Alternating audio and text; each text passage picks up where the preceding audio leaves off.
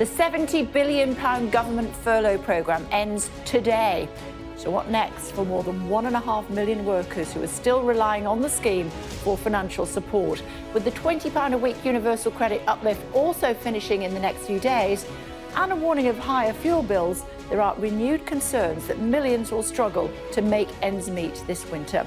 We'll speak to the Chief Secretary to the Treasury, Simon Clarke, very shortly. Also this morning for you, the Labour leader, Sir Keir Starmer, will be here, fresh from his first in-person speech to his party conference. That's at 8:45. And I started singing bye bye Miss American Pie. Drove my Chevy to the levee, but the levee was dry. Them good old boys were drinking whiskey and rye and singing, this'll be the day that I die. that's your earworm for today, ladies and gentlemen. Mr. American Pie himself, Don McLean, will be chatting to us about his new tour. That's at 9:45. It's Thursday, the 30th of September. Furlough finishes, an uncertain future for more than 1 million British workers as the government ends the scheme, along with other COVID support measures. With concerns about the end of the universal credit uplift, rising gas bills, I'll be examining what the government plans to do to help poorer households this winter. The murder of Sarah Everard, her killer, Wayne Couzens, could be handed a whole life term when he's sentenced this morning. After 13 years, Britney Spears wins freedom from her father and what a judge here called a toxic environment. Building bridges, Kim Jong-un seeks to restore cross-border communication hotlines between North and South Korea. New measures to ease the fuel crisis. The government rolls out its reserve tankers and reports that petrol is being diverted from large firms to filling stations. I'm in Palma, where residents are still being told to stay inside because of toxic gas fears after lava from the volcano made its way to the sea. And the weather, feeling autumnal with wet and windy spells.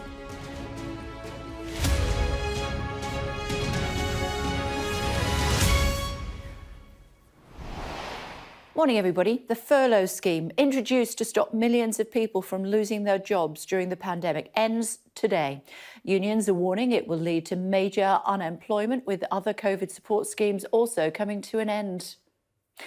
The government says at its peak, the furlough programme protected 11.6 million jobs. At the end of July, 1.6 million people were still on furlough, and it's feared the end of the scheme may lead to a spike in unemployment. The cost of the programme so far has been £68 billion. The £20 a week universal credit uplift will also go between now and the 6th of October. And it's the last day for the stamp duty cut on homes, costing up to £250,000, which helped keep the housing market afloat. And it's also the end for the temporary cut in VAT from 20% to 5% for the tourism and hospitality industries. Our business correspondent Helen Ann Smith reports. In the shadow of flight paths, on the perimeter of airports, just some of the places where you'll find workers for whom life just got that little bit more uncertain. Miguel is one of them. He works for a handling firm at Heathrow. He's been on either furlough or flexi-furlough for the entire pandemic. Although his job has survived, his hours and pay have been significantly cut back. It's been very strange, the fact of, in the beginning, being paid to be at home. In the beginning, it may sound like a dream idea for some people, but in my case, I love my job. The stress of knowing whether there will be jobs available or not has been always the main worry. For many here, that uncertainty will feel familiar. 1.6 million people were still on furlough this summer. It's unclear how many of those jobs will survive. Sky News analysis has found that there are 18 local authorities with over 8% of people still on furlough as of mid-August. Of these, 11 are also in the top 10% of areas with the highest universal credit claimants. One of them is here in Hounslow, West London. It has the highest furlough rate in the country and the 5th highest claimant count. At the Hope Church, there's a sense they're bracing. An already squeezed community, they say, now faces a spiralling cost of living and no safety net. There's a lot of low-paid labour here. So it's been really hard for them to find other jobs that will pay enough for them to be able to live. And the furlough scheme has helped, but it's only gone so far. The furlough scheme in particular was unprecedented, and it's no doubt saved millions of jobs in tens of thousands of companies and has kept unemployment relatively low. But the impacts will be felt for a long time in communities like this in terms of the cost. Tens of billions of pounds that will need to be paid back, probably through higher taxes or lower spending. And for some, it's already too late. Claire is a single mum and was furloughed from her job as a travel agent. But she was ultimately let go and relies on the now reduced universal credit. All of a sudden, you have to cut things short and just say, no, I need to do this, I need to stop that, I can't have this luxury this month. Do you know what I mean? Having to tell your kids that they can't get something because you've no money is ridiculous. The government never said it could or should save every job, and it certainly saved many. But for some, emerging from a transformative scheme into a transformed economy, they still face a winter packed with problems. Helen Ann Smith, Sky News in Hounslow. Chief Secretary to the Treasury, Simon Clarke, is with us now. Hello to you. Thanks for joining us on the programme this morning. Furlough ends today. What happens next? Well, this is a real milestone, I think, in our journey out of the COVID pandemic. So, yes, you're right. This is the last day of the furlough scheme, which has been a huge success in protecting jobs from 8.9 million at the peak to just 1.6 million now on the scheme today, many of whom are on what's termed flexible furlough. That is to say, they're working a bit and they're on furlough a bit. So this has been a huge success in making sure that this awful situation hasn't cost millions of jobs, which would have been the central estimate when this all began. So we think 2 million fewer people are unemployed as a result of furlough having been in place than would have otherwise been the case. So this is a really big day, I think, but also it's a moment where we can start to renormalise the economy and start to actually get back to a more flexible labour market, obviously ease the enormous burden on the taxpayer, which has been caused by this pandemic, and actually look ahead now to a much more bright future, because the employment situation is now really strong. What happens to those 1.6 million people? Well, we're in a situation now where obviously they will be talking to their employers. We've got over 1 million vacancies in the labour market at this point, which is fantastic. And we've now actually got more people on payrolls than we had before the pandemic. So there is a lot of opportunity out there now for people. And there's never, if you like, an easy moment to end these measures, because they are, they've been hugely important. But it is also time, I think, to recognise that we are now, thankfully, out of the teeth of this pandemic. The vaccine programmes work brilliantly, and we're in a situation where normal opportunity is back out there for people to embrace. So what happens to those 1.6 million people? Well, they will be talking to their employers, and there'll be a range of outcomes, frankly. We never said that we could protect every job as part of this. The pandemic... acknowledge that some people will lose their jobs. Yeah, I think we have to be totally honest about this. The COVID pandemic, has taken a toll on our economy. It's changed some things. Obviously, there will be new opportunities as well. And as I say, there's 1 million vacancies in the labour market at the moment, which is absolutely brilliant. And we've got... the unemployment rate's now back down to 4.6%. It's fallen for 7 months in a row. My message to anyone out there who's worried would be that there are these opportunities there, that obviously there's a huge range of support from government, the Kickstart scheme for young people, the Restart scheme for people who want to upskill in midlife. And I think, this is absolutely a time where people should be reassured that both the support is there and the opportunities are there for them to move forward now with purpose. Of those 1.6 million people, realistically, how many do you think will be without a job? Well, it's impossible to put an estimate on... You must have projections. Well, obviously, there will be a variety of outcomes from this situation. I don't have an estimate with me today. The point is that, obviously, there will be some job losses, but there are also, as I say, this 1 million vacancies in the labour market for people to move towards, and a huge range of support to help them do that. Furlough has protected 11.6 million jobs in total during the course of its time.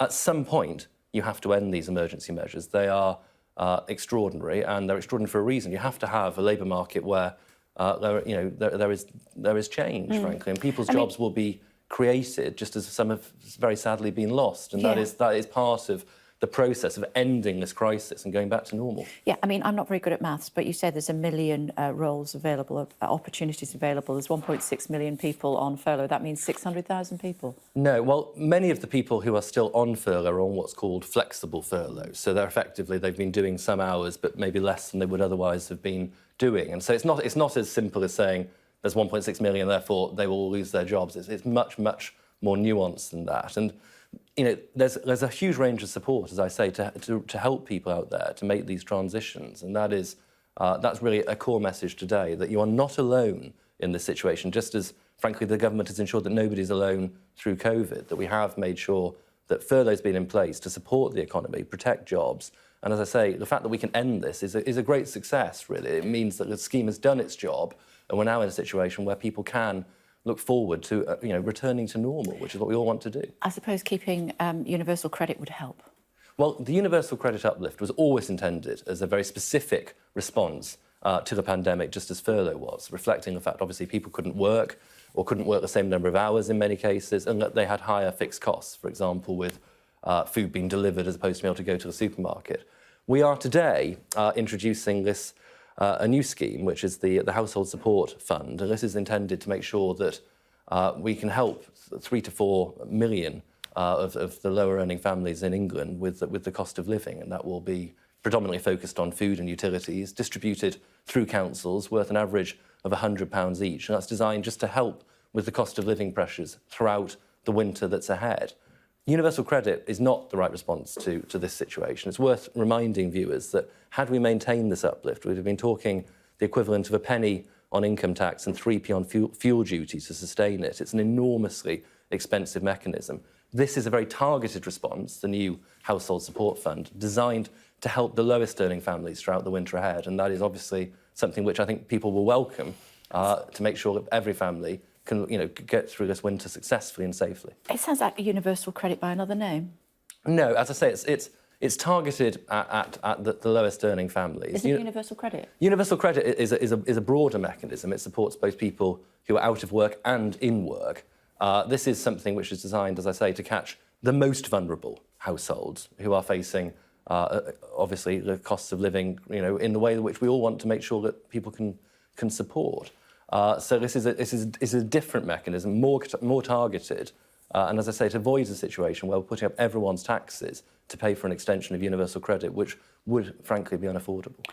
The Business Secretary, Kwasi Kwarteng, said yesterday he's not guaranteeing anything when it comes to the potential impact of the fuel crisis and also the energy crisis leading up to Christmas. Is that really the best you can do? Well, we're in a situation now where the fuel crisis, thankfully, is easing. And I think one of the key messages I'd want to get across this morning is that if people just return to normal buying habits, we are in a situation now where more fuel is being delivered to petrol stations than is being sold. So that crisis is now absolutely something which is back under control, and that it's something which will continue to ease if people just return to normal buying habits. We've got a range of measures in place to help with the cost of living. When it comes to energy costs, obviously we've got the energy price cap. We also have the warm home discount for lower earning families, and pensioners get their cold weather payments as well, which will be paid through in October and November for them. The government's doing a lot of work in this space to help support families with the cost of living. There's been additional help, council tax support, increases to the local housing allowance. We understand that, obviously, there are some squeezes in terms of key prices. An awful lot to unpick and we understand that we need to make sure that families are supported. Anecdotally, my producer Mike tells me that he drove past 10 fuel stations this morning. None of them had any fuel. Well, I think we are now in a situation where the data is becoming much clearer on this. And whereas at the weekend 60% of petrol stations were out of fuel, that was down to 27% as of yesterday. So the numbers still a quarter. The numbers are really moving in the right direction. Obviously, we're confident that that situation will continue to improve. And has the Army been involved at all? Well, we have 150 drivers on standby to help. Have they been used at all? They haven't yet been used, but they are on standby to help. The most important message, though, is that actually the resilience of the fuel supply chain is now improving. Okay. Minister, if there's still a quarter of petrol forecourts that don't have fuel and you've got the Army on standby, why don't you use them? Well, they are ready to help if they are needed. We are confident that on the basis that we're getting, whereas at the weekend it was 60% of stations that didn't have fuel, that's now down to 27% and falling. As I say, more fuel is now being delivered to petrol stations than sold. We're confident that the commercial market can resolve this. We stand by, obviously, if we need to intervene, to act, but equally, the main message today is there is enough fuel. I understand why people are unnerved by some of the scenes they've seen at petrol stations, but if people just shop normally, this will very quickly correct itself. And I suppose if you've got 100,000 more lorry drivers. Well, we're in a situation, obviously, where we need to resolve what is an HGV shortage, HGV driver shortage across the continent. Yeah, but we don't care. The ministers always say this. My viewers this morning don't care what's happening in Portugal, don't care what's happening in Germany, don't care what's happening in Poland. They want fuel to get to work, and they've got a problem with getting food in their supermarkets because we don't have enough lorry drivers. As we all do, but some of the coverage would suggest that this is a uniquely British challenge. It isn't. Not on The industry faces quite a challenge with its workforce profile. So it's an ageing workforce, the HGV driver workforce, and obviously that's been exacerbated by some of the COVID challenges. Yeah. We are working flat out to make sure that we train more drivers, that we increase testing capability so we can actually make sure they pass their driving tests. 54,000 applications still waiting at the DVLA. And of those, only about 4,000 are actually applications for new licences. The majority are for renewals, and people can still drive while those are pending. So it's important that we contextualise that only a tiny minority of those are actually new provisional licences, and the turnaround time for those is 5 days, and we're working to bring that down to even less. That's interesting. Talk to me about what on earth is going on with the story that's on a lot of the front pages this morning. Sarah Everard, Wayne Couzens. How do we possibly get young women particularly to trust the police again? It's an appalling story, and it's something which I think has genuinely shocked all of us. And I'm roughly Sarah's age, and it strikes me that it is one of those ones which will remain with us for a generation. It is so important, I think, to emphasise that Wayne Couzens, who is a monster, does not represent the work of all those tens of thousands of policemen and women who go out every day to keep us safe. The government's got a new strategy in place to counter violence against women and girls. We recognise that this is a profoundly important issue, and one where reassurance, supporting survivors, helping victims is something which is at the heart of our work. We brought in a new Domestic Abuse Act this year. We've brought in stalking protection orders. We recognise that there is a lot of work to be done in this space, and obviously it's something which the Home Office is working very, very hard on, as, of course, is the Metropolitan Police, to restore that confidence after this really awful event. But he was a serving police officer. Did they do enough checks to get before people are allowed to be police officers? Well, he will have been subject to all the checks which... and still he got through? Well, indeed. And I think that the reality is that no system can completely guard against someone doing what Mr Couzens did. He, obviously, later today there'll be the sentencing, and it reflects the fact that what he did was monstrous, and I think beyond anyone's ability to really have foreseen. And insofar as there are lessons to be learned, I know the Metropolitan Police will be looking at really very seriously. Minister, thank you for taking the time to join us this morning. We really appreciate it. Thank you. Still to come on the programme for you this morning, as the government deploys its reserve fleet of tankers amid the fuel crisis. We'll be speaking to a former advisor to the government and their supply team, particularly fuel supply. That's at 7:30. 7:40, we'll speak to the owner of a hotel in Cumbria about what the end of the furlough scheme means for her and her industry. And off the back of his first in-person address to his party as Labour leader, speaking to Sir Keir Starmer, joining us here in the studio. Just talking there with the Minister about the police officer Wayne Couzens, who murdered Sarah Everard after kidnapping her as she walked home in South London. He's going to be sentenced at the Old Bailey this morning. Yesterday, the court heard how Couzens used COVID lockdown regulations to falsely arrest Miss Everard before he kidnapped, raped and then murdered her. Images seen at the Old Bailey showed Miss Everard talking to her killer moments before he abducted her. In statements read at the sentencing hearing, Sarah's parents said they would never forgive her killer. Her mother, Susan, said she was tormented at the thoughts of what her daughter endured haunted by the horror of it and outraged at the thought of Couzens masquerading as a police officer. While her father, Jeremy, demanded Sarah's killer looked at him in his face as he read his statement, saying no punishment for Couzens would ever compare to the pain and torture inflicted on their family. I think it's got to be at some stage when she's realised, well, wait a minute, where are we going? You know, he's heading towards Dover, so there's got to be something happening between London and Dover where... And her feeling completely powerless. Yes, I mean, being handcuffed, obviously, as we know, is, you know, it is restrictive. He doesn't hold the same values as a police officer. He doesn't have the same personality that we do. You know, he's a very sick, a very dangerous individual who should never have been near a uniform. As we were saying, we will hear what the tariff is for his time in prison later on today. Martin Brunt, our crime correspondent, bringing that to us from about 9 o'clock this morning. Meantime, Britney Spears' father has been suspended from the pop star's conservatorship. A judge in the US said that Jamie Spears remaining in charge of his daughter's estate was untenable, as our US correspondent Greg Milam reports. When I say free, you say Britney! It's a movement that's grown big enough to close down the street outside of court. A noisy campaign on behalf of a superstar they say deserves her freedom. And this, the moment they've been waiting for.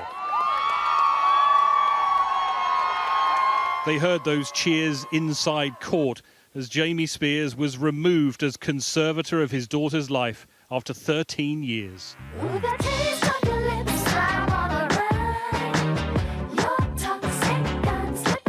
The singer had told the court in June that she felt abused and humiliated. 3 months on, the judge ruled in her favour, citing what she said had become a toxic environment.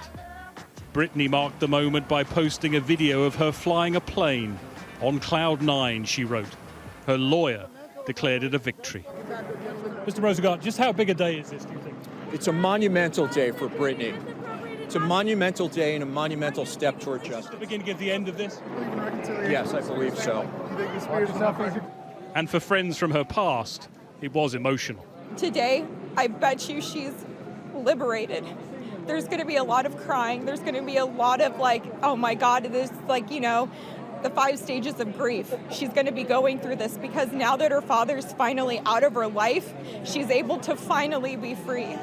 And that's what everybody needs to focus on, is her freedom so she can get back to being her.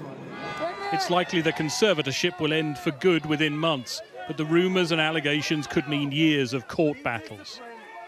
For most of the last 13 years, it was only really the dedicated Britney Spears fan who was tuning in to what was happening in her life. But the remarkable developments of the last 3 months will have a significance far beyond just her story, especially those also subject to conservatorships.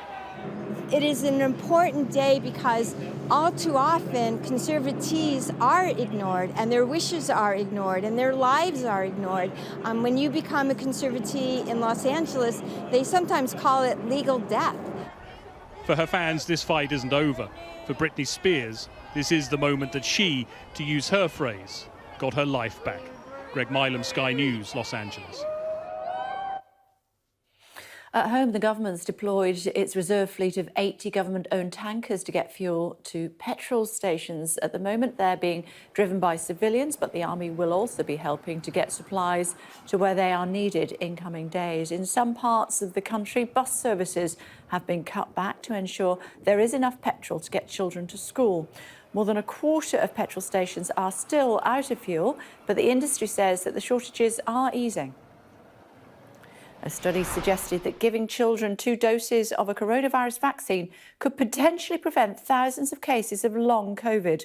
Researchers at Queen Mary University of London carried out a study to assess the double dosing of children aged 12 to 17. They say the benefits of giving children 2 doses outweigh the risks. Pupils taking exams in England next year will be given advance notice on the focus of exam papers and more lenient grading than before the pandemic to make up for disruption. The government has confirmed students will be offered exam aids and a choice of topics in some exams during the 2022 period. Northern Korea leader Kim Jong-un has offered to restore communication channels with South Korea several months after Pyongyang stopped replying to messages from Seoul. So what's going on? Our Asia correspondent Tom Cheshire standing by for us now. Hello to you, Tom. North Korea once again in the headlines this week. Yeah, morning, Kay. It has been a busy week, a busy time for North Korea. Only this week they said they developed a new hypersonic missile system, which would be their fastest missile they have in their arsenal. But this is different. This is an olive branch from north to south. We've seen that South Korean President Moon Jae-in, at his address to the United Nations General Assembly, called for an end to the Korean War, which has never formally ended. And we've seen a bit more nice words from North Korea in return. At the same time, they did say that South Korea was a slave to the US. But this is an indication they want to get something moving. While Moon Jae-in is still in power, he'll be out of office next year. And the next president may not be so willing to help things along in terms of the peace process on the Korean peninsula. On the other hand, they were scathing about the United States, saying that the United States offer of diplomacy was just a trick, that it was cunning, that it wasn't a real thing. But at the same time, they haven't gone further with their testing. You might remember there's been a lot of activity recently, that cruise missile I mentioned, but also other ballistic missile tests. The UN has said they've restarted their nuclear reactor, so potentially producing fuel for nuclear weapons. But what they haven't done is fired a long-range intercontinental ballistic missile, the sort that could reach the United States itself. That has been a moratorium for a long time now, because it really is the US red line. And I think the North Koreans have been waiting to see what the administration of Joe Biden, President Biden, is going to do in regards to North Korea. But they are making a lot more noise because they want to be reminding the world that they're still here. This problem still hasn't been resolved.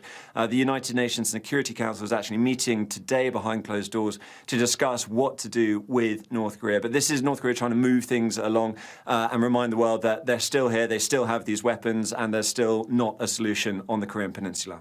OK, thanks very much, Tom. Thank you. People have been told to stay indoors after lava from the volcanic eruption on the Canary Islands reached the Atlantic Ocean, releasing huge plumes of steam and possibly toxic gas. Thousands have already been evacuated as people living nearby are told to stay away from the fumes. These are some of the latest images of the volcano from overnight. Pretty dramatic, aren't they? It's been erupting now for 10 days with warnings it could go on for many months to come. Becky standing by for us on the island. Hello to you, Becky. Still incredibly dramatic pictures this morning. Good morning. Morning, Kay. Yes, you can see there's still huge fountains of lava coming out of the side of the volcano. That's from the vents that have opened up in the side of the volcano to release that molten rock, and still flowing down to the sea. As you mentioned, residents being told to stay inside. When the lava hits the sea, the toxic gas it releases contains hydrochloric acid that is dangerous to breathe in and dangerous to get in your eyes.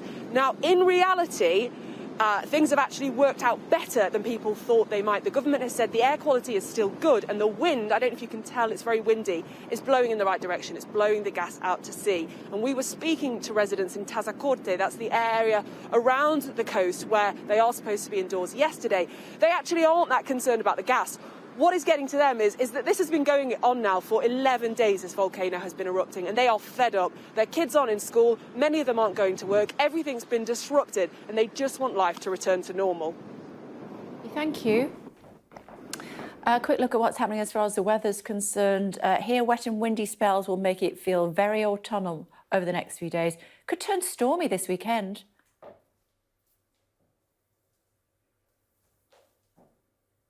Now, something to make you think twice about living next to a lake in America. What on earth is she talking about? Well, a lone alligator, over here actually, a lone alligator decided he'd explore his Florida neighbourhood a bit and gave residents quite a fright. The man seen in this video managed to trap the reptile in a bin before letting it free into a nearby lake. What have you got in that bin? Not telling you. Alligator encounters are not uncommon in the state, with the Fish and Wildlife Conservation Commission estimating there's one alligator for every 15 residents. Get out of that bin and make it snappy. We'll speak to a former advisor to the government's fuel supply team coming up very shortly as it deploys its reserve fleet of tankers to get petrol supplies out to consumers. Again, everybody, the furlough scheme introduced to stop millions of people from losing their jobs during the pandemic ends today. Unions are warning it will lead to major unemployment, with other COVID support schemes also coming to an end. Currently, about 1.6 million people on furlough. So earlier, I asked the Chief Secretary to the Treasury, Simon Clarke, how many job losses there would be. It's impossible to put an estimate You must on. have projections. Well, obviously there will be a variety of outcomes from this situation. I don't have an estimate with me today. The point is that obviously there will be some job losses, but there are also, as I say, this million vacancies in the labour market for people to move towards, and a huge range of support to help them do that. Furlough has protected 11.6 million jobs in total during the course of its time.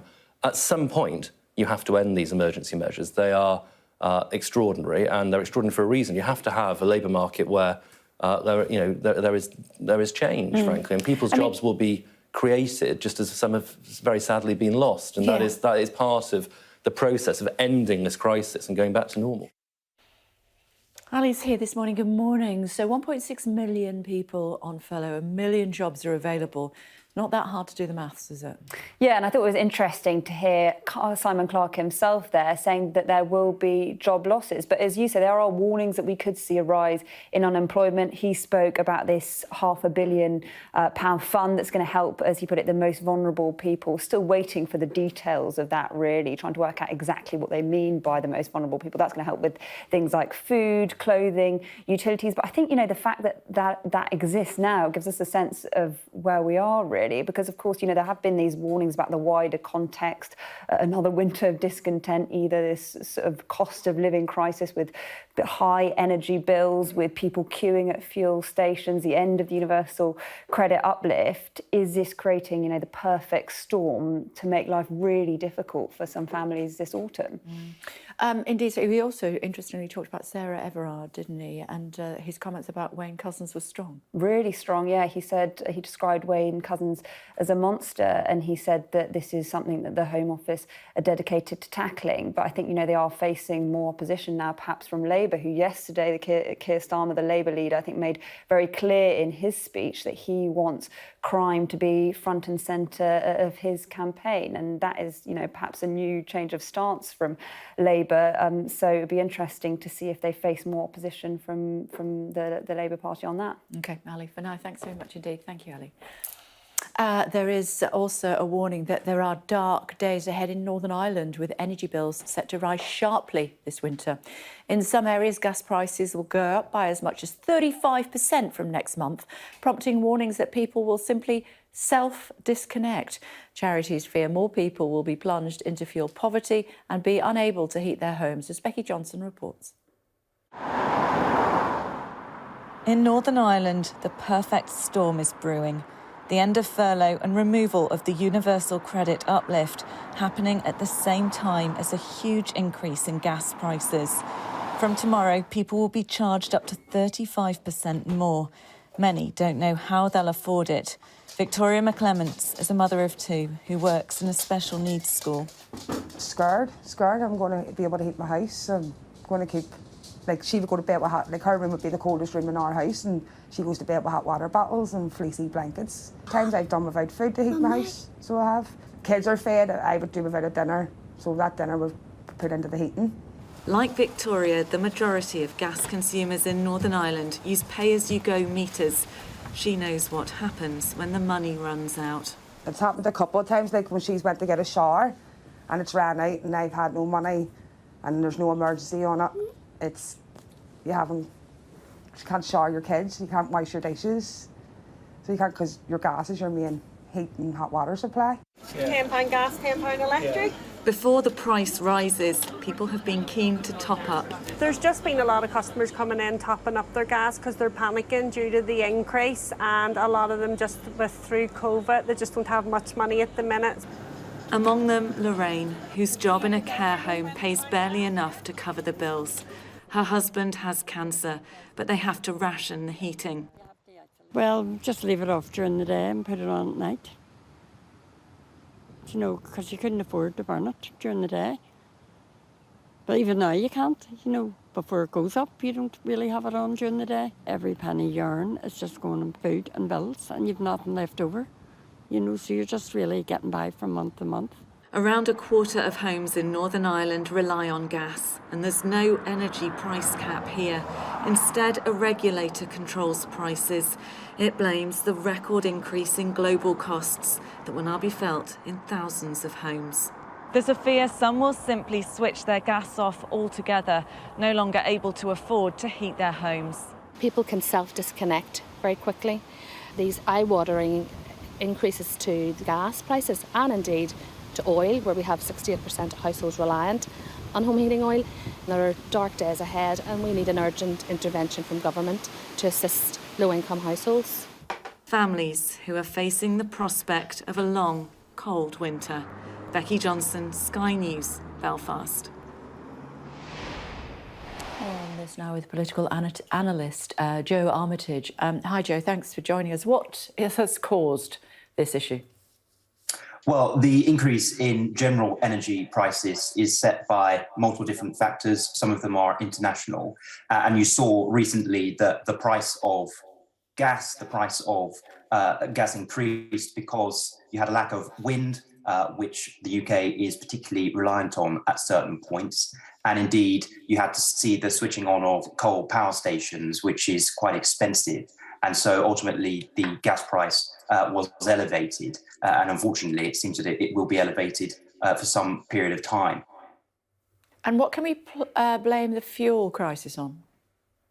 Well, I think that the fuel crisis is somewhat of an idiosyncratic situation because you had this essential run on petrol stations caused by some briefing in relation to a situation that was actually incredibly minor. You know, a very small number of petrol stations ran out of fuel, and that was in a few regions. And ultimately, the reporting of that situation led to a run on petrol stations. And I think that was primarily the cause. But the underlying cause of the petrol stations running out in a very small number of areas was this lack of HGV drivers that has been afflicting many different sectors, because ultimately the economy was turned off in many sectors for the pandemic, and it's just been turned back on. And some sectors are emerging that are far bigger than they were before. And those sectors happen to employ a lot of HGV drivers, for example. And so sectors are competing to retain and recruit HGV drivers. And this is elevating prices and making it difficult to deliver goods. Suspending competition law, apparently, to try to fix this. That's what the government announced. What does that actually mean?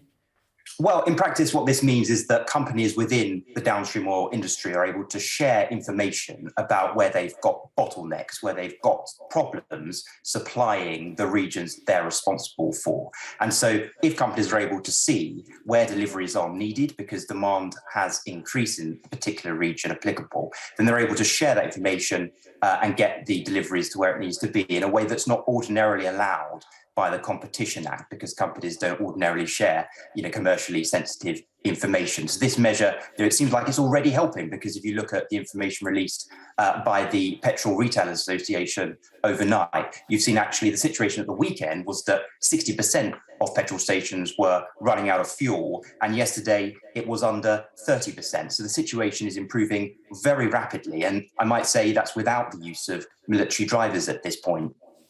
How confident are you feeling in the run-up to Christmas on both fuel, HGV drivers, and indeed people being able to heat their homes properly? Well, I think there are multiple challenges, and I know that the government has increased its resources and it's got a team of people in multiple different sectors looking at these issues and looking at the data that comes in relation to them so they can advance response mechanisms like we've seen with the downstream oil sector. So I think, I would be confident in the robust nature of the measures that the government's got in its locker to deploy if necessary. But obviously there are very wide issues and they're international in nature, affecting many different countries, because as I say, the economy was turned off in many sectors. It's being turned back on, and the new economy is very different to the economy that we exited. So it's very difficult to be confident because there are black swan events that can come about. Human nature will play a big role, and that's very unpredictable. But I think we can be confident that there are measures to deploy if necessary. And the situation, hopefully, we're already seeing it improve in certain ways. With the downstream oil sector, the CO2 issue seems to have been resolved. It looks like the situation has been tackled quickly with respect to those issues. So if anything comes around the corner, hopefully that can be got on top of quickly as well. Love a bit of positivity on a Thursday morning. Good to talk to you. Thanks very much. Thank you. I'm going to have to talk about the furlough scheme now, though, which was introduced originally to stop millions of people from losing their jobs during the pandemic. It ends today. There are fears it could create poverty and unemployment, with other COVID support measures coming to an end as well. Joining us now is Kate Ridding, owner of the Orange Tree Hotel in Kirby. She was with us earlier in the year, Kirby Lonsdale, of course. Kate, hello to you. We talked to you earlier in the year and you were telling me about how tricky it was to get hold of staff and how important the scheme had been for you, the furlough scheme for you and your staff. Where are you today? We're in, a bit of a mess, really. The staffing issues just got so much worse. All our students left to go back to uni. That's now left us with just 4 key staff that are working 7 days a week. There's pubs in our area that are now shutting midweek and they're only opening Thursday, Friday, Saturday, Sunday. The customs there, the people are still coming, the holiday lets are full, our bedrooms are full, everywhere is still full. People are out spending, they're still out going on holiday, but people can't provide the service because we have no staff to do that. So what's the answer then? Well, I'm not sure. I'm not sure if the furlough ending is going to make a difference, but I don't think people seem to realise that the jobs that are actually out there, there's jobs for working in shops, there's jobs delivery driving, there's jobs in warehouses, there's every job going at the moment. So if anyone is wanting a job at the moment, now's the kind of time to be going because they're everywhere and people will take you on today. What's the problem, Kate? Is it that Brits don't want those jobs, or is it that there's just so many jobs that can't be filled, or is it that because of Brexit, a lot of Europeans went home and are not coming back? I don't know. I think it's a mixture. There's people there who want to work, who really want to go out to work and just can't because of problems either with childcare or at home or physical problems. I do think there are people out there who could work, who maybe don't want to work. I think Brexit has made a difference within the likes of some delivery drivers. There's also our linen company where we get all our linen from. They said they had quite a lot of Polish staff working there. They haven't got them now. So for them now, they can only deliver 1 day a week. They can't provide the service they want to provide because they haven't got the staff to do so. I think it's a big mixture. I don't think there's one thing to blame. It's just a mixture of everything altogether. And anecdotally, what do your customers say now when they come in and have a pint as far as Brexit is concerned, those that voted in favour, and indeed those who voted to stay within the European Union? Do they still have the same views? Some have said yes, and some have said they didn't realise the impact it would maybe have. It's just a case of let's see what happens. But at the moment, people really don't realise how hard it is for every single industry out there at the moment. Everyone is working so hard. There is no staff anywhere, and it's really, really hard at the moment. OK, keep your head up, Kate. Thanks very much. Thank you. Thanks a lot. My next guest went from working in factories and sleeping in cars to become the first and only UFC world champion while fighting with one eye. As well as his world champion title, Michael Bisping has also starred in Hollywood blockbusters and penned a best-selling book. And now he's going on tour across the UK. Pleased to say that Michael is with us now live, I think, from LA. Hello to you, Mike, from LA, I should say. Hello to you, Michael. Thanks for joining us on the programme. You were inducted, I believe, into the UFC Hall of Fame back in 2019. Did you ever imagine when you started that that's where you would find yourself? Never in a million years, and a pleasure to speak to you, Kay. Yeah, it's been quite a long old journey, and you summed it up pretty well there. You know, working in the factories, sleeping in my car, and of course, as you mentioned, losing an eye along the way.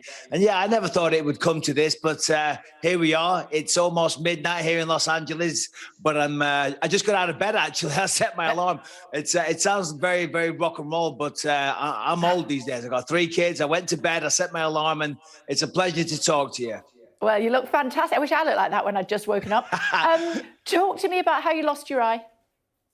Well, listen, you know, I mean, the sport I take part in, it's a beautiful sport, but it's also very vicious. And of course, it's mixed martial arts. So, you know, you can punch, kick, knee and elbow. And unfortunately, I got kicked in the head off a guy down in Brazil called Vitor Belfort, who was on every performance-enhancing drug under the sun. And sadly, that caused my retina to detach. I got it fixed, it redetached, so on and so forth. 6 surgeries later, and sadly, yeah, you know, I've got one eye, but still, in the land of the blind, the one-eyed man is king. That's what they say. But how challenging does it make you fighting when you've only got one eye? Because it must be such a big difference that you have to get used to. Yeah, just a little bit. You know, people always say to me, how did you fight with one eye? And I always say, with great difficulty. You know, obviously the depth perception is way off. In fact, it's non-existent. So it was very, very difficult. But fortunately, I had some very patient coaches and, you know, we managed to get the job done. The thing was, the hardest part was keeping it secret this whole time because obviously, you know, getting licensed with one eye isn't very, very easy. So I had to tell a few porky pies along the way, but still, I'm retired now. So now I can start telling the truth. And now you can tell some stories on tour. Tell us about that. Yeah, that's right. Yeah. So I did a one-man show a couple of years ago in Toronto. And if you've ever seen the Mike Tyson one-man show, Undisputed Truth, I guess it's something like that. However, I didn't squander $400 million or go to prison for rape. So it's not too similar, I guess, in that regard. But still, yeah, so I did it in Toronto and everyone really enjoyed it. It was a real good laugh. And then some promoters that I got talking to, you know, they came to me with an offer and I'm doing a mini tour throughout the UK. And the support was so great that actually I'm coming back next year. We're doing way more dates in England. We're doing mainland Europe. We're doing Australia, New Zealand. So it's kind of taken on a life of its own. But I'm very excited. Fortunately, the UFC has a really passionate fan base in the UK and ticket sales have been tremendous. There is some still available though. So if anyone's doing anything next week in Birmingham, London, Manchester or Glasgow, get yourself to myticket.co.uk and come along and enjoy the fun. That's a big plug. Michael, why are you in LA? Why are you not here? Well, the weather, believe it or not. I do miss the rain. But no, my wife's Australian and the UFC predominantly, you know, it's an American sport. And I had the work visa and my wife, you know, she wasn't too keen on the rain. So we came out here just to do some training camps. But we've got 3 children and one's 20, one's 19 and one's 11. And now we've been here for 10 years. It's kind of home for them. And I want to come back to England all the time, but my wife would never dream of leaving the kids. And yeah, she doesn't want to go back to the rain. So I miss it dearly, but it is what it is. Okay. Well, you're coming back to tour and you gave a very good plug to what you're up to next week. It's good to talk to you. Thanks for getting up, especially to talk to us. We really appreciate it. Maybe you can catch up with us when you're over here in the UK next. Thanks a lot. My pleasure, Kay. I'll go back to bed now. Take care. Yeah. Great talking to you. Sleep tight. The bed bugs don't bite.